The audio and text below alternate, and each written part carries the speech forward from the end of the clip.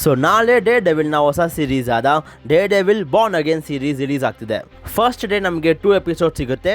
First ಎಪಿಸೋಡ್ನ run time ಬಂದು 58 ನಿಮಿಷ and second ಎಪಿಸೋಡ್ನ run time ಬಂದು 47 ನಿಮಿಷ.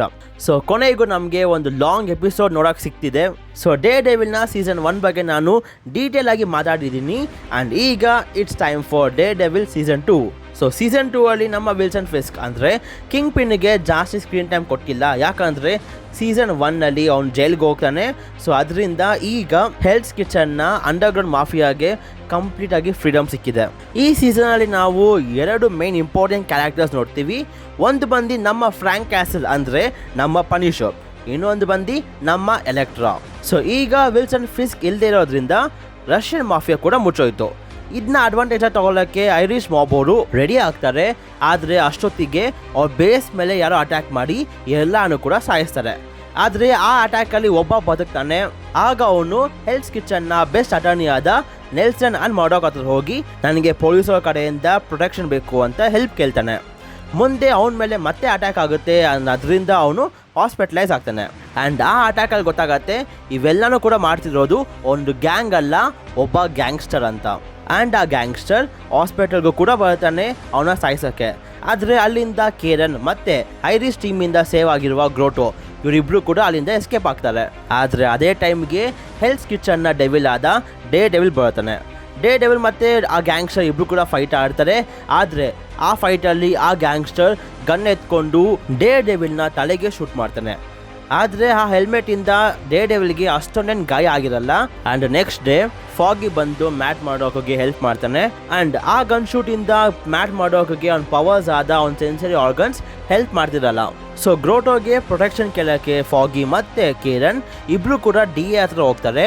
ಆದರೆ ಆ DA ಗ್ರೋಟೋನ ಇಟ್ಕೊಂಡು ಆ ಗ್ಯಾಂಗ್ಸ್ಟರ್ನ ಹುಡುಕ್ಬಹುದು ಅಂತ ಅವನು ಸ್ಕೆಚ್ ಆಗ್ತಾಳೆ.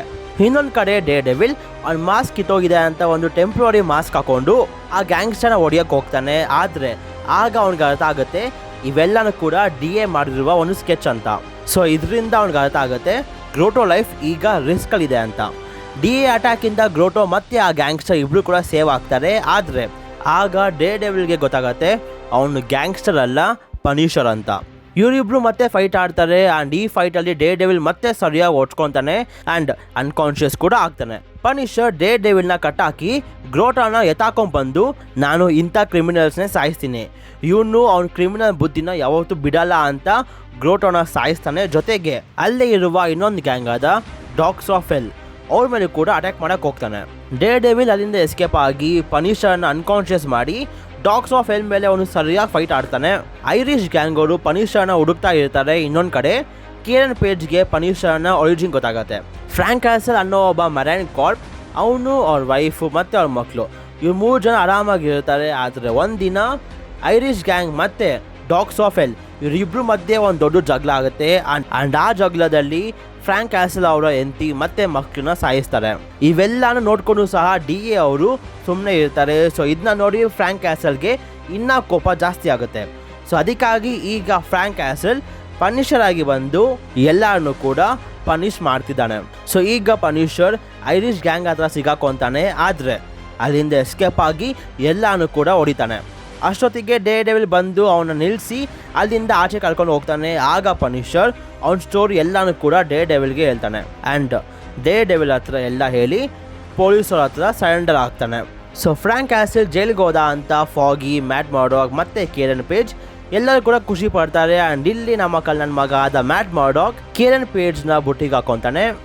ಎಲ್ಲ ಮುಗಿಸಿ ಮನೆಗೆ ಬಂದು ನೋಡಿದ್ರೆ ಮನೆಯಲ್ಲಿ ಇನ್ನೊಂದು ಹುಡುಗಿಯಾದ ಎಲೆಕ್ಟ್ರಾ ಕಾಯ್ತಾ ಇರ್ತಾಳೆ. ಮ್ಯಾಟ್ ಮರ್ಡಾಕ್ ಅವ್ರ ಅಪ್ಪನ ಯಾರು ಸಾಯಿಸಿದ್ರು ಎಲೆಕ್ಟ್ರಾ ಹೋಗಿ ಅವನ್ನ ಇಟ್ಕೊಂಡು ಬಂದು ಮ್ಯಾಟ್ ಮರ್ಡಾಕ್ ಮುಂದೆ ನಿಲ್ಲಿಸ್ತಾಳೆ. ಎಲೆಕ್ಟ್ರಾ ಡೇ ಡೆವಿಲ್ ಅಷ್ಟೇ ಪವರ್ಫುಲ್ ಆಗಿರ್ತಾಳೆ. ಡೇ ಡೆವಿಲ್ ಯಾರನ್ನೂ ಕೂಡ ಸಾಯಿಸಕ್ಕೆ ಹೋಗಲ್ಲ. ಆದರೆ ಎಲೆಕ್ಟ್ರಾ ಎಲ್ಲನೂ ಕೂಡ ಸಾಯಿಸಕ್ಕೆ ರೆಡಿ ಆಗಿರ್ತಾಳೆ. ಎಲೆಕ್ಟ್ರಾ ಡೇ ಡೆವಿಲ್ನ ಈಸಿಯಾಗಿ ಮ್ಯಾನಿಪುಲೇಟ್ ಮಾಡ್ತಾಳೆ ಅವಳ ಕೆಲಸ ಮಾಡ್ಕೊಳ್ಳೋಕ್ಕೆ. ಸೊ ಎಲೆಕ್ಟ್ರಾ ಈಗ ವಾಪಸ್ ಬಂದಿದ್ದಾಳೆ. ಸೊ ಎಲೆಕ್ಟ್ರಾ ಅವರಪ್ಪ ರಾಕ್ಸ್ಟಾನ್ ಕಂಪನಿ ಜಾಪನೀಸ್ ಬ್ರ್ಯಾಂಡ್ಸ್ನ ಡೀಲ್ ಮಾಡ್ತಿದ್ದ. ಆದರೆ ಅವರಪ್ಪ ಕಾನ್ ಕೇಸ್ ಆಗಿದ್ದರಿಂದ ಈಗ ಎಲೆಕ್ಟ್ರಾ ನೋಡ್ಕೊಬೇಕು. ಸೊ ಇದಕ್ಕೆ ಎಲೆಕ್ಟ್ರಾ ಡೇ ಡೆವಿಲ್ನ ಹೆಲ್ಪ್ ಕೇಳಕ್ಕೆ ಬಂದಿದ್ದಾಳೆ. ಆದರೆ ಮೊದಲು ಮ್ಯಾಟ್ ಮರ್ಡಾಕ್ ಒಪ್ಪಲ್ಲ. And next day Matt Murdock ಎಲೆಕ್ಟ್ರಾನ ಫಾಲೋ ಮಾಡ್ಕೊಂಡು ಹೋಗ್ತಾನೆ. ಎಲೆಕ್ಟ್ರಾ ರಾಕ್ಸ್ಟಾನ್ ಕಂಪ್ನಿಗೆ ಹೋಗಿ ಅಲ್ಲಿ ಒಂದು ಬಗ್ ಹಾಕಿ ನೈಟ್ ಎಲ್ಲ ಅಲ್ಲೇ ಇರ್ತಾಳೆ. ಆ್ಯಂಡ್ ಅಲ್ಲಿಗೆ ಮ್ಯಾಡ್ ಮಾಡೋ ಕೂಡ ಹೋಗಿ ಎಲೆಕ್ಟ್ರಾ ಅವ್ನ ಮೈಂಡ್ನ ಮ್ಯಾನಿಪುಲೇಟ್ ಮಾಡಿ ಮ್ಯಾಡ್ ಮಾಡೋ ಕೂಡ ಒಪ್ಕೊತಾನೆ. ಸೊ ಈಗ ಮ್ಯಾಡ್ ಮಾಡೋಕ್ ಎಲೆಕ್ಟ್ರಾಗೆ ಹೆಲ್ಪ್ ಮಾಡ್ತೀನಿ ಅಂತ ಒಪ್ಕೊತಾನೆ. ಆದರೆ ಅವನು 3 ಕಂಡೀಷನ್ ಆಗ್ತಾನೆ. ಒಂದು ಬಂದು ಅವನು ಯಾರನ್ನೂ ಕೂಡ ಸಾಯಿಸಲ್ಲ, ಇನ್ನೊಂದು ಬಂದು ಅವನ ಮತ್ತು ಕೇರನ್ ಮಧ್ಯ ನೀನು ಬರೋಂಗಿಲ್ಲ, ಥರ್ಡ್ ಒನ್ ಬಂದು ಇದೆಲ್ಲ ಮುಗ್ದಿದ ತಕ್ಷಣ ಎಲೆಕ್ಟ್ರಾ ವಾಪಸ್ ಹೋಗಬೇಕು ಅಂತ. ಮುಂದೆ ಇವರಿಬ್ರು ರಾಕ್ಸಾನ್ ಇವೆಂಟ್ ಅಟೆಂಡ್ ಮಾಡ್ತಾರೆ ಆ್ಯಂಡ್ ಅಲ್ಲಿಂದ ಇವರು ಜಾಪನೀಸ್ ಅವರ ಒಂದು ಸೀಕ್ರೆಟ್ ನೋಟ್ಸ್ನ ಕದೀತಾರೆ. ಇನ್ನೊಂದು ಕಡೆ DA ಫ್ರ್ಯಾಂಕ್ ಕ್ಯಾಸಲ್ನ ಗಲ್ಲಿಗೆ ಹಾಕಬೇಕು ಅಂತ ರೆಡಿ ಆಗಿರ್ತಾರೆ. ಆದರೆ ಅದಕ್ಕೆ ಮ್ಯಾಡ್ ಮಾಡೋಕ್ ಕೆರನ್ ಪೇಜ್ ಫಾಗಿ ಒಪ್ಪಲ್ಲ. ಮುಂದೆ ಈ ಕೇಸಲ್ಲಿ ಎಲೆಕ್ಟ್ರಾ ಅಡ್ಡ ಬರುತ್ತಾಳೆ ಆ್ಯಂಡ್ ಇದನ್ನ ನೋಡಿ ಮುಂದೆ ಡೇರ್ಡೆವಿಲ್ ಹೋಗಿ ಎಲೆಕ್ಟ್ರಾಗೆ ಬೈತಾನೆ. ಮುಂದೆ ಇವರಿಬ್ರಿಗೂ ಕೂಡ ಫಸ್ಟ್ ಸೀಸನಲ್ಲಿ ಕಿಂಗ್ ಪಿನ್ನಿಂದ ಜಾಪನೀಸ್ ಅವರು ಹೀರೋಯಿನ್ ಮಾಡೋಕ್ಕೆ ಒಂದು ಜಾಗ ಕೇಳ್ತಾರಲ್ಲ, ಆ ಜಾಗಕ್ಕೆ ಹೋಗ್ತಾರೆ. ಆದರೆ ಅಲ್ಲಿ ಮತ್ತೆ ಇವ್ರ ಮೇಲೆ ನಿಂಜಾ ಅಟ್ಯಾಕ್ ಮಾಡ್ತಾರೆ. ಆದರೆ ಅಲ್ಲಿ ಮ್ಯಾಡ್ಗೆ ಹೆಲ್ಪ್ ಮಾಡೋಕ್ಕೆ ಅವ್ರ ಗುರು ಆದ ಸ್ಟಿಕ್ ವಾಪಸ್ ಬರುತ್ತಾನೆ. ಮುಂದೆ ಮ್ಯಾಡ್ ಮಾಡೋಕೆ ಗೊತ್ತಾಗತ್ತೆ ಅವ್ನು ಬರೋಕ್ಕೂ ಮುಂಚೆಯಿಂದನೂ ಸ್ಟಿಕ್ನ ಸ್ಟೂಡೆಂಟ್ ಆಗಿ ಎಲೆಕ್ಟ್ರಾ ಇದ್ಲು ಅಂತ. ಆಗ ಸ್ಟಿಕ್ ಆ್ಯಂಡ್ ಎಂಬ ಆರ್ಗನೈಸೇಷನ್ ಬಗ್ಗೆ ಹೇಳ್ತಾನೆ. ಅವರು ಇಮ್ಮಾರ್ಟಾಲಿಟಿ ಬಗ್ಗೆ ಒಂದು ಸಿರಮ್ ರೆಡಿ ಮಾಡ್ತಿದ್ದಾರೆ. ಇವೆಲ್ಲ ನಡೆಯೋದು ಬ್ಯಾಕ್ ಎಂಡಲ್ಲಿ, ಮುಂದೆಗಡೆ ರಾಕ್ಸಾನ್ ಎಲ್ಲ ನೋಡ್ಕೊತಿದ್ದಾರೆ ಅಂತ. ಸೊ ಇದನ್ನ ಕೇಳಿ ಮ್ಯಾಡ್ ಮಾಡೋಕ್ ಮೊದಲು ನಂಬಕ್ಕೆ ಹೋಗಲ್ಲ. ಆದರೆ ಮುಂದೆ ಮ್ಯಾಡ್ ಮಾಡೋಕ್ ಮತ್ತೆ ಎಲೆಕ್ಟ್ರಾ ಸ್ವಲ್ಪ ಡೀಪ್ ಆಗ್ತಾರೆ. ಆದರೆ ಆಗ ಒಬ್ಬ ನಿಂಜಾ ಬಂದು ಅಟ್ಯಾಕ್ ಮಾಡ್ತಾನೆ. ಮ್ಯಾಡ್ ಮಾಡೋಕ್ ಅವ್ನು ಗೋಡ್ದು ಅವನ ಮಾಸ್ಕ್ ತೆಗ್ದು ನೋಡಿದ್ರೆ ಅವ್ನು ಚಿಕ್ಕ ಹುಡುಗ ಅಂತ ಗೊತ್ತಾಗತ್ತೆ. ಅವನ ಹತ್ರ ಮಾತಾಡೋ ಅಷ್ಟೊತ್ತಿಗೆ ಎಲೆಕ್ಟ್ರಾ ಬಂದು ಅವನ್ನ ಸಾಯಿಸ್ತಾಳೆ. ಇನ್ನೊಂದು ಕಡೆ ಮ್ಯಾಡ್ ಮಾಡೋಕ್, ಫಾಗಿ ಮತ್ತು ಕೇರನ್ ಫ್ರ್ಯಾಂಕ್ ಕ್ಯಾಸಲ್ ಕೇಸ್ನ ಸೋಲ್ತಾರೆ. ಸೊ ಫ್ರ್ಯಾಂಕ್ ಕ್ಯಾಸಲ್ ಈಗ ಜೈಲ್ಗೆ ಹೋಗ್ತಾನೆ ಆ್ಯಂಡ್ ಅಲ್ಲಿ ಅವನು ವಿಲ್ಸನ್ ಫಿಸ್ಕ್ನ ಮೀಟ್ ಆಗ್ತಾನೆ. ಆಗ ವಿಲ್ಸನ್ ಫಿಸ್ಕ್ ಹೇಳ್ತಾನೆ, ನೀನು ಡಾಟಿನ್ ಅನ್ನೋ ಒಬ್ಬ ಕಿಂಗ್ ಪಿನ್ನ ಹೊಡೆದ್ರೆ ಇಡೀ ಜೈಲ್ನ ಕಿಂಗ್ ಪಿನ್ ಆಗ್ತೀಯಾ ಅಂತ. ಆಗ ಫ್ರ್ಯಾಂಕ್ ಕ್ಯಾಸಲ್ ಅವನ ಹೊಡೆಯೋಕೆ ಹೋಗ್ತಾನೆ. ಆಗ ಡಾಟಿನ್ ಹ್ಯಾಂಡ್ ಆರ್ಗನೈಸೇಷನ್ ನಡೆಸ್ತಿರೋದು ಬ್ಲ್ಯಾಕ್ ಸ್ಮಿತ್ ಅವರು ಅಂತ ಹೇಳ್ತಾನೆ. ಆಗ ಫ್ರ್ಯಾಂಕ್ ಅಲ್ಲಿರೋ ಎಲ್ಲನೂ ಕೂಡ ಸಾಯಿಸ್ತಾನೆ. ಆಗ ಫಿಸ್ಕ್ಗೆ ಅರ್ಥ ಆಗುತ್ತೆ ಇವನು ಇಲ್ಲೇ ಇದ್ರೆ ನನಗೆ ಕಷ್ಟ ಆಗುತ್ತೆ ಅಂತ ಫ್ರ್ಯಾಂಕ್ನ ಜೈಲಿಂದ ಎಸ್ಕೇಪ್ ಮಾಡಿಸ್ತಾನೆ. ಆಗ ಫ್ರ್ಯಾಂಕ್ ವಿಲ್ಸನ್ ಫಿಸ್ಕ್ಗೆ ಹೇಳ್ತಾನೆ, ನೆಕ್ಸ್ಟ್ ಟೈಮ್ ನಾನು ನಿನ್ನ ನೋಡಕ್ಕೆ ಬಂದರೆ ಅದು ನಿನ್ನ ಡೆತ್ ಡೇ ಅಂತ ತಿಳ್ಕೊ. ಇನ್ನೊಂದು ಕಡೆ ಕೆರನ್ ಪೇಜ್ ಫ್ರ್ಯಾಂಕ್ ಕ್ಯಾಸಲ್ನ ಕೇಸ್ನ ಇನ್ನು ಡೀಪ್ ಆಗಿ ಅನಲೈಸ್ ಮಾಡ್ತಿರ್ತಾಳೆ. ಇನ್ನೊಂದು ಕಡೆ ಡೇರ್ಡೆವಿಲ್ ಹ್ಯಾಂಡ್ ಆರ್ಗನೈಸೇಷನ್ ಇನ್ವೆಸ್ಟಿಗೇಟ್ ಮಾಡಕ್ಕೆ ಹೋಗ್ತಾನೆ. ಅಲ್ಲಿ ಮಕ್ಕಳಿಂದ ಬ್ಲಡ್ನ ತಗೊಂಡು ಎಕ್ಸ್ಪೆರಿಮೆಂಟ್ ಮಾಡ್ತಿರ್ತಾರೆ.